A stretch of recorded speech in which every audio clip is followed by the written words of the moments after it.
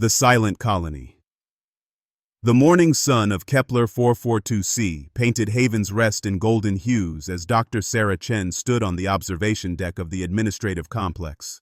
Below her, the mining colony bustled with the familiar rhythm of 15,000 souls building a life among the stars.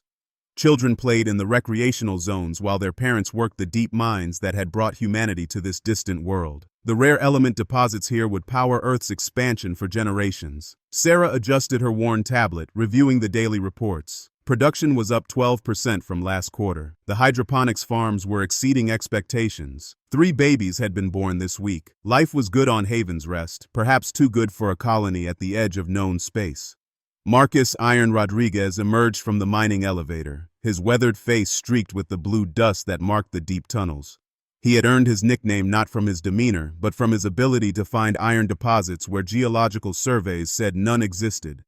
Today, however, his usual grin was replaced by a frown.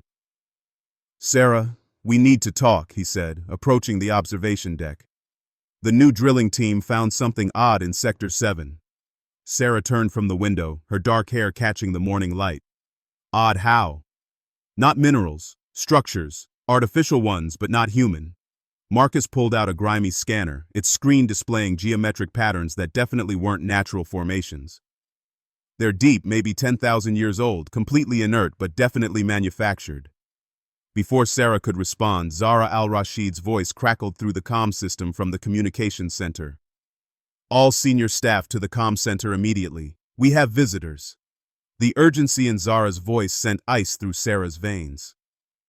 Haven's Rest wasn't expecting any supply ships for another 3 months. The colony was deliberately isolated, far from major shipping lanes, specifically chosen for its solitude and mineral wealth. Sarah and Marcus hurried through the corridors, past families going about their morning routines. Children waved from windows of the education center. Elderly colonists tended gardens in the green spaces. None of them knew that their peaceful morning was about to become a nightmare. The communications center was a hub of activity when they arrived. Zahra sat before an array of screens, her hijab slightly askew from rushing to her station. The main display showed 3 massive shapes hanging in the sky above the colony, casting shadows that stretched across the mining complex. They appeared without warning, Zahra explained, her fingers dancing across controls. No approach signatures, no communication attempts, no identification signals. They're just there.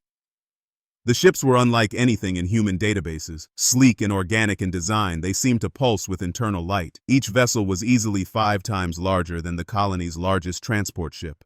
Their surfaces showed no visible weapons, but something about their presence felt threatening. "Scanning attempts?" Sarah asked, sliding into the command chair she rarely had to use.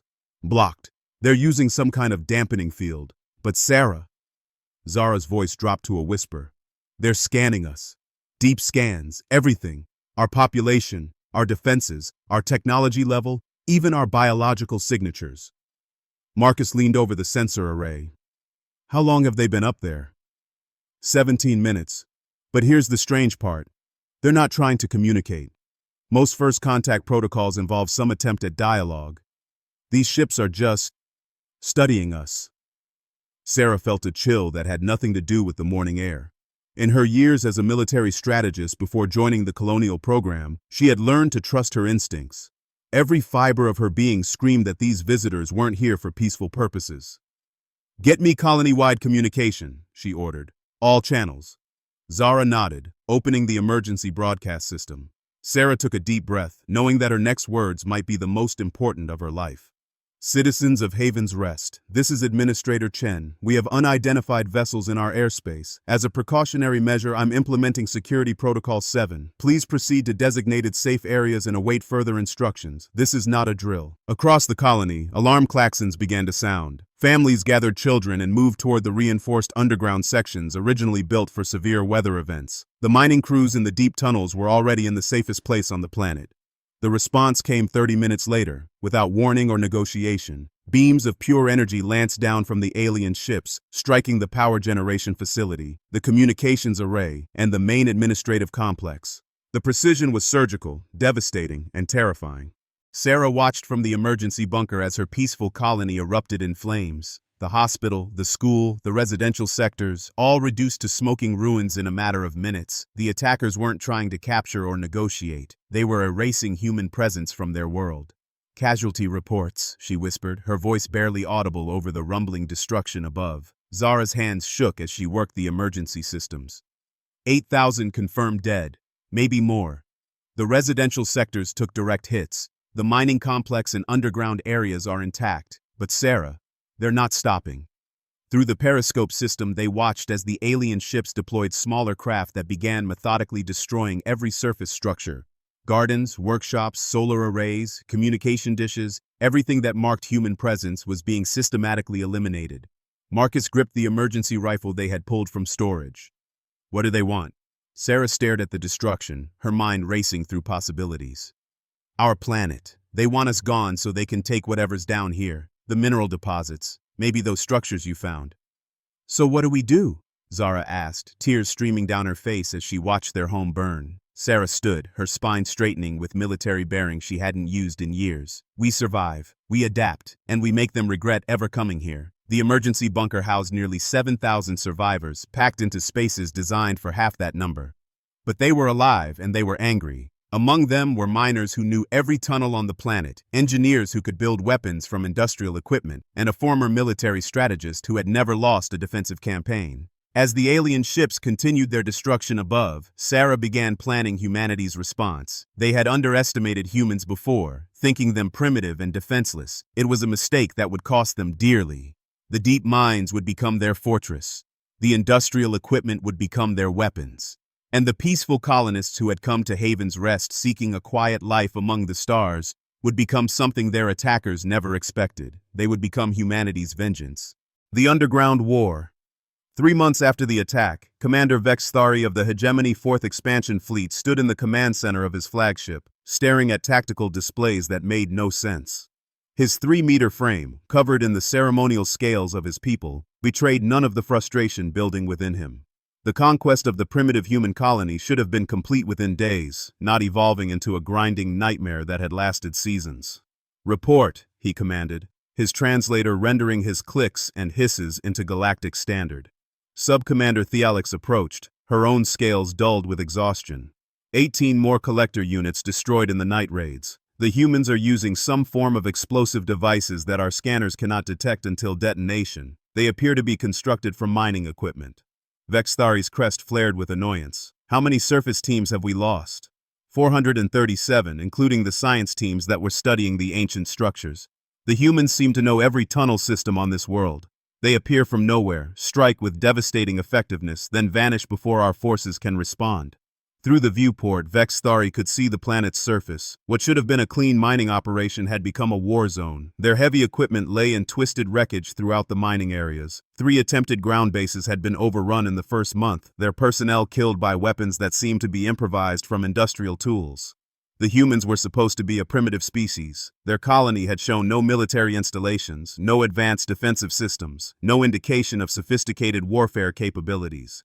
Yet they had turned an entire planet into a death trap that claimed hegemony lives daily. "The collective mind grows impatient," Thealix continued. "They question why a single primitive outpost continues to resist the combined might of the hegemony fleet." Vex Thari's secondary arms twitched with irritation.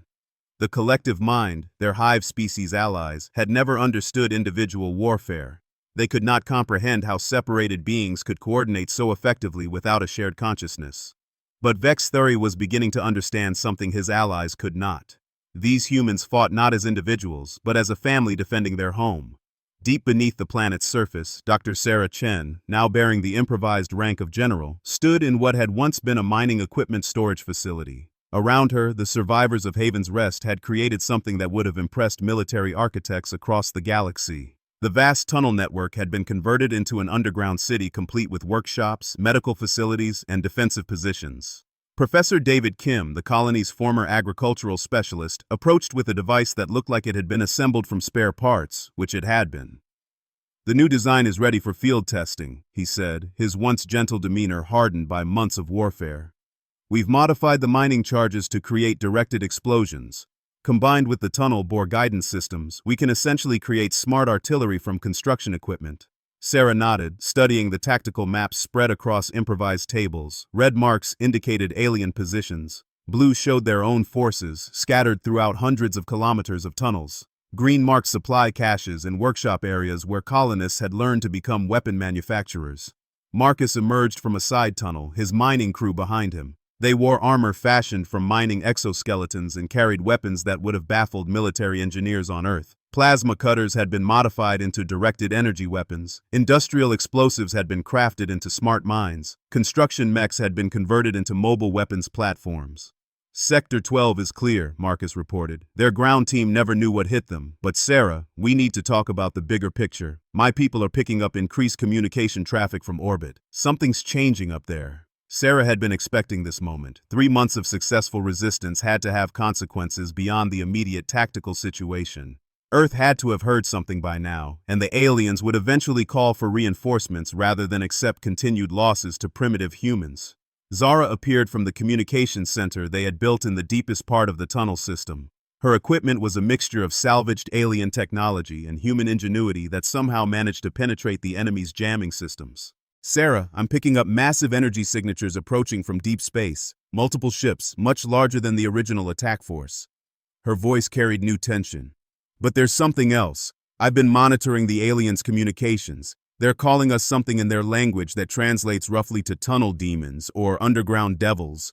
Sarah, they're afraid of us. The revelation brought grim satisfaction to Sarah's face. Fear was a weapon more powerful than any explosive they had improvised. If the supposedly advanced aliens were afraid of human determination and ingenuity, then humanity had already won the most important battle. But the approaching reinforcements meant their underground war was about to escalate beyond anything Haven's Rest could handle alone. They needed help, and Sarah had been planning for this moment since the first week of resistance. Zara, is the deep space transmitter ready? Yes, but using it will give away our position to every alien ship in the system. Good. I want them to know exactly where we are. Sarah's smile was predatory. It's time to call home. The message that reached Earth 3 days later was brief but devastating in its implications. Haven's Rest colony attacked without provocation, 8,000 civilians murdered, survivors continue resistance from underground positions, request immediate military assistance and diplomatic intervention. These aliens started this war. We intend to finish it. Captain Elena Vasquez received the message aboard the EDF Retribution as her battle group emerged from hyperspace at the edge of the Kepler 442 system. Her orders were clear. Assess the situation, rescue survivors, and determine the nature of the threat that had destroyed a peaceful human colony. What she found was a system-wide war between a supposedly advanced alien fleet and a group of miners who had turned an entire planet into a fortress. The aliens controlled space but couldn't set foot on the planet's surface without facing weapons and tactics they couldn't understand or counter. As her ships approached Haven's Rest, Elena received a communication from the planet's surface on an encrypted channel that shouldn't have been possible to establish. Earth Defense Force, this is General Chen, Haven's Rest Resistance Command. Welcome to our war. The voice was steady, professional, and carried an undertone that made Elena's blood run cold. These weren't desperate survivors pleading for rescue. They were warriors who had been waiting for reinforcements to arrive so they could take their fight to the enemy. General Chen, this is Captain Vasquez. What is your tactical assessment? The aliens control orbital space but can't establish ground positions. They've lost over 500 personnel to our defensive operations. We have complete intelligence on their numbers, positions, and capabilities. Captain, we need transport to the Galactic Council chambers. We have something to say to the species that authorized this attack. As Elena studied the tactical displays showing the scope of the underground resistance, she began to understand why the alien fleet seemed so desperate to end this conflict. They hadn't just attacked a human colony. They had awakened something in humanity that their advanced civilization wasn't equipped to handle. The peaceful miners of Haven's Rest had become something the galaxy had never seen before. Humans defending their home with the full fury of a species that would never, ever give up. The Reckoning. The Galactic Council chamber on Station Unity Prime had never hosted such a tense gathering. Representatives from 47 species occupied the circular amphitheater, their various forms creating a bizarre tapestry of galactic civilization. At the center, Supreme Arbiter Zenthal, a crystalline being whose species had mediated conflicts for millennia, called the assembly to order with harmonics that translated across all present languages. We convened to address the situation in the Kepler 442 system, where the Hegemony 4th Expansion Fleet has encountered unexpected resistance from the human colony designated Haven's Rest. Commander Vex Thari stood at the Hegemony delegation platform, his scaled form radiating controlled aggression. Honored Arbiter, the situation is clear. The human infestation on Kepler 442c has proven more resilient than anticipated, but they remain a primitive species occupying territory claimed by legitimate galactic civilization. We request Council authorization for complete orbital bombardment to end this nuisance. Murmurs rippled through the chamber. The collective mind's representative, a biomechanical construct speaking for billions of connected consciousnesses, added its support. The humans demonstrate dangerous territorial instincts. Their resistance patterns suggest a species incapable of peaceful integration into galactic society. Supreme Arbiter Zentha Al's crystalline structure pulsed with neutral light. Before such drastic measures are considered, this council will hear from all relevant parties. Ambassador Morrison of Earth, you may present your species' perspective. Ambassador James Morrison stood slowly, his simple human form almost comical among the exotic alien delegates. At 65, he had spent decades in diplomatic service, but nothing had prepared him for this moment. Behind him sat Admiral Sarah Chen, recently arrived from Haven's Rest, her military uniform bearing decorations that told the story of humanity's desperate defense. Honored Arbiter, members of the Council, Morrison began, his voice carrying clearly through the chamber's translation systems. 3 months ago, the peaceful mining colony of Haven's Rest was attacked without warning, without provocation, and without any attempt at communication or negotiation. 8,000 civilians, including children, were murdered in the opening bombardment. The chamber stirred uneasily. Such direct accusations were rare in council proceedings, where diplomatic language typically softened harsh realities. Vex Thari's crest flared. The human colony was established on territory already claimed by the hegemony through right of discovery. Their presence was illegal. Morrison turned to face the hegemony commander directly. There was no published claim, no territorial markers, no warning of ownership. By galactic law, unoccupied worlds may be colonized by any species capable of sustaining settlement. Haven's Rest met all legal requirements for colonial establishment. Legal technicalities, Vex Thari dismissed. The planet contains resources vital to hegemony expansion programs. So you murdered 8,000 people for mining rights? The question came from Admiral Chen, who had risen from her seat. Her voice carried a coldness that made several alien delegates shift uncomfortably. Supreme Arbiter Zenth Al focused on Chen with interest. You speak with authority. Identify yourself. Admiral Sarah Chen, formerly Dr. Sarah Chen, Colony Administrator of Haven's Rest. I was there when your civilization decided that murder was preferable to negotiation. Vex Thari's translator crackled with his agitation. You dare accuse the hegemony of murder? Your species has resisted legitimate authority, killed hundreds of our personnel, and demonstrated the savage nature that makes you unfit for galactic society. Chen smiled, and somehow that expression was more terrifying than any weapon. We defended our home, after you attacked us, without warning, without negotiation, without mercy. She paused, letting her words settle in the chamber. Tell me, Commander, how many of your people died in our counterattack? 537 honorable hegemony personnel lost their lives to your terrorist tactics. Terrorist tactics. Chen repeated the phrase slowly. Is that what you call defending our families? Protecting our children? Fighting back against invaders who burned our schools and hospitals? The chamber had grown completely silent. Several delegates were reviewing data displays showing the actual casualty reports from Kepler 442c. Morrison activated a holographic display in the center of the chamber. Honored Arbiter, I present evidence of the unprovoked attack on Haven's Rest colony. The hologram showed peaceful morning activities in the colony, children playing, families going about daily routines, mining operations proceeding normally. Then came the alien ships, hanging ominously in the sky for exactly 37 minutes before opening fire without any attempt at communication. The footage was devastating in its simplicity, hospitals erupting in flames, schools reduced to rubble, residential areas obliterated by precision energy weapons, bodies of children in the wreckage, families trying desperately to reach safety as their world burned around them. When the display ended, the chamber remained silent for long moments. The representative from the Altarian Federation, one of the older galactic civilizations, spoke first. Commander Vex Thari, why was no attempt made to communicate with the human settlement? Vex Thari's scales rippled with irritation. Communication was deemed unnecessary. Primitive species rarely understand complex territorial negotiations. So you decided to commit genocide instead? Chen's voice cut through the chamber like a blade. You looked at our peaceful colony and decided we didn't deserve to live? We offered you swift deaths, Vexthari replied, apparently not understanding the horror in his words. That is more mercy than most primitive species receive during expansion operations. The crystalline arbiter pulsed with colors that translated as deep concern. Commander, are you stating that the hegemony's policy is to exterminate primitive species rather than attempt peaceful contact?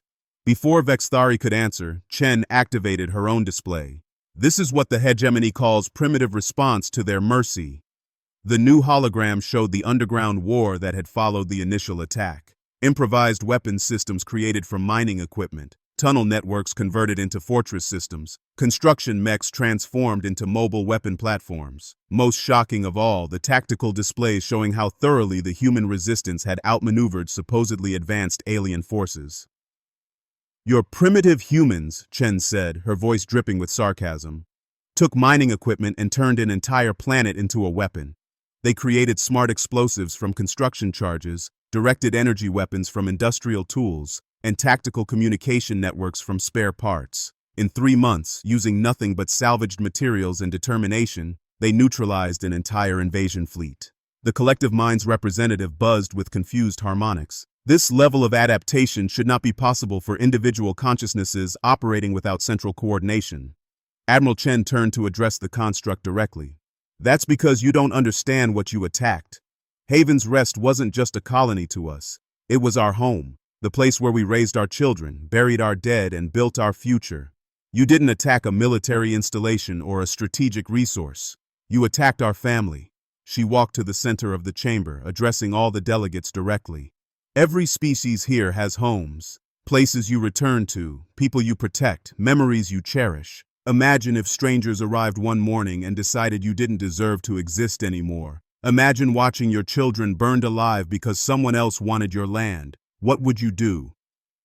The chamber erupted in discussion as delegates conferred among themselves. The concept of home defense was universal, even if the methods differed across species. Supreme Arbiter Zenth Al called for order with resonant harmonics. The evidence presented suggests that the hegemony initiated unprovoked warfare against a peaceful human settlement, resulting in significant civilian casualties. Furthermore, the human defensive response, while unconventional, appears to be proportionate retaliation rather than aggressive expansion. Vexthari's crest was now fully extended in agitation. The humans are dangerous. Their resistance proves they cannot be integrated into civilized galactic society. No, Chen replied quietly. Our resistance proves we won't be murdered quietly. There's a difference. The Altarian delegate rose. I move that the hegemony be censured for unprovoked aggression against a peaceful settlement and that reparations be paid to the human survivors. Seconded, called out representatives from 6 other species. But Chen wasn't finished. Honored Arbiter, there's something else the Council needs to understand. Haven's Rest was just one small colony, one peaceful mining outpost with 15,000 people. We defended ourselves with construction equipment and determination. She paused, letting her words sink in. Earth has 4 billion people. We have actual military forces, advanced weapons, and industrial capacity you haven't seen yet. We came to this council seeking justice, not war. But if the galaxy thinks humanity is dangerous now, imagine what will become if you decide we don't deserve to exist. The threat was delivered in the same calm tone she might use to discuss weather, which made it infinitely more terrifying. Supreme Arbiter Zenth Al pulsed with deep blue light, indicating serious contemplation. Admiral Chen, is humanity seeking conquest or protection? We want to be left alone to live our lives in peace, but if someone tries to murder our families again, we'll respond the same way we did on Haven's Rest, except next time, it won't be miners with construction equipment, it'll be the entire human military and we'll be very unhappy. The vote was unanimous. The hegemony was censured, reparations were ordered, and humanity was granted protected status with guaranteed territorial rights. More importantly, every species in the galaxy now understood that humans were not aggressive by nature, but absolutely deadly when protecting their homes. As the session ended and delegates began filing out, Commander Vexthari approached Chen with what might have been respect in his alien features. Your species fights like no other we have encountered, he admitted. Chen looked at the alien commander who had ordered the death of her friends and neighbors. That's because we weren't fighting like soldiers. We were fighting like parents protecting our children. There's nothing more dangerous in the universe than that. As Chen and Morrison prepared to leave the station, they carried with them more than just diplomatic victory. They carried the knowledge that humanity had announced itself to the galaxy not as conquerors or victims, but as a species that would do anything to protect the places and people they called home. The massacre at Haven's Rest had been intended to eliminate a small human presence. Instead, it had awakened something in humanity that the galaxy was only beginning to understand. The absolute refusal to surrender when defending home and family. And that refusal would echo across the stars for generations to come.